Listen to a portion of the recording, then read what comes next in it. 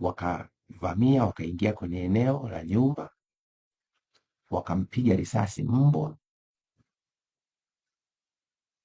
Msaidizi wangu akakimbia, mimi nikakimbilia ndani, nikafunga mlango, nikaweka likitanda likubwa pale. Wakasema amekimbilia ndani.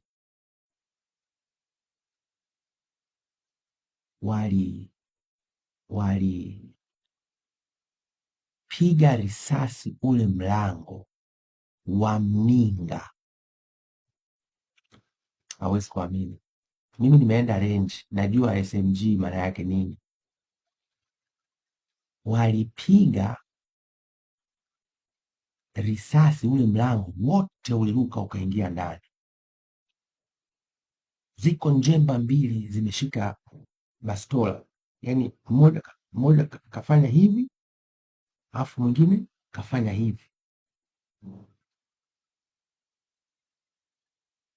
Kanipiga pale, piga. Sasa nilikuwa sijavaa shati, nimevaa suruali yangu moja ya jeans imechanika. So wakadhani, kwa sababu silikuwa nimezima taa, kwa wakadhani huenda yule msaidizi mwangalizi wa nyumba ndio huyu kakimbia ndani polepole kakimbia.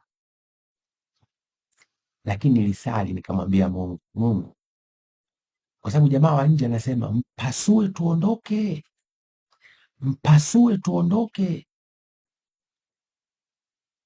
Nikamwambia Mungu, ndio sala fupi nimewahi kuomba kwa Mungu. Mungu, ukimruhusu huyu bwana anipasue, unanipokea mbinguni sasa hivi. Basi jamaa wakaondoka tu kimya, wakaniacha pale.